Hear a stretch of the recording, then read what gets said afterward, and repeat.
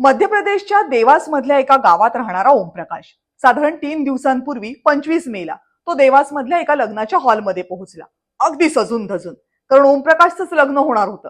गेली 2-3 वर्ष ओमप्रकाश लग्नासाठी मुली पाहत होता, पण मुलगी काही मिळत नव्हती. 20 दिवसांपूर्वी गावातल्या एका व्यक्तीनं त्याला एका मुलीचा फोटो मोबाईलवर दाखवला. तो फोटो त्या व्यक्तीला कुणा एका एजंटनं दिला होता. ही मुलगी इंदोरच्या एका अनाथाश्रमामधली होती. तिथल्या सगळ्याच मुलींची म्हणे एकत्रित लग्न होणार होते. त्यासाठी बरं संशोधन सुरू होतं. ओमप्रकाशला फोटो आवडला, घरच्यांनाही आवडला. आता आवडली असेल मुलगी तर 25 तारखेला सगळी लग्न एकत्र होतील असं त्या एजंटने सांगितलं आणि लग्न जुळवून देण्याचे 25,000 रुपये कमिशन घेतलं. 2-3 वर्ष शोधूनही लग्नाला मुलगी मिळत नाही, त्यामुळे ओमप्रकाश आणि त्याचे कुटुंबीय लग्नासाठी लगेच तयार झाले.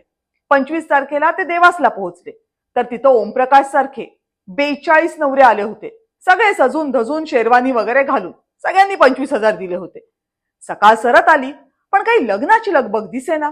म्हणून मग सगळ्यांनी त्या एजंटला फोन केला तर म्हणे मुलींना घेऊन गाडी पोहोचतेच आहे. दुपार सरली, गाडी काही आली नाही. रात्र झाली पण एकही मुलगी मांडवापर्यंत पोहोचली नाही. आता त्या ओळखीच्या एजंटचा फोनही बंद. म्हणजे आता आपली फसवणूक झाली हे त्या सगळ्यांना कळलं. त्यातले 10-1 जण उठले आणि पोलीस स्टेशनला गेले. बाकीचे तर घरीच निघून गेले, कारण आता हे सगळं नातेवाईकांना कळलं तर बदनामी होईल याचीच भीती सगळ्यांना जास्त. मग पोलिसांनी विदिशामधून एका व्यक्तीला ताब्यात घेतलं, पण तोही या फसवेगिरीचा खरा सूत्रधार नव्हताच. लग्नासाठी मुलगी देतो सांगून गावागावात ठगेगिरीचे हे प्रकार सुरू आहे. सगळ्या देशात ही परिस्थिती आहे. तरुण मुलांना लग्नासाठी मुली मिळत नाहीत ही प्रचंड मोठी सामाजिक समस्या बनली आहे. देशात 1000 मुलांच्या मागे सरासरी 940 मुली जन्माला येतात. हा आकडा 2011चा. 2001 साली तर तो 933 इतकाच होता. केरळ हे राज्य सोडलं तर सगळ्या राज्यांमध्ये मुलींची संख्या मुलांपेक्षा कायम कमी राहिली आहे. पंजाब, हरियाणा, दिल्ली, उत्तर प्रदेश या राज्यांमध्ये 1000 मुलांमागे 2001 साली जेमतेम 850 मुली होत्या. आता तीच पिढी लग्नाला उभी आहे. म्हणजे 1000 पैकी 100-150 मुलांना आता लग्नासाठी मुली मिळणारच नाहीयेत.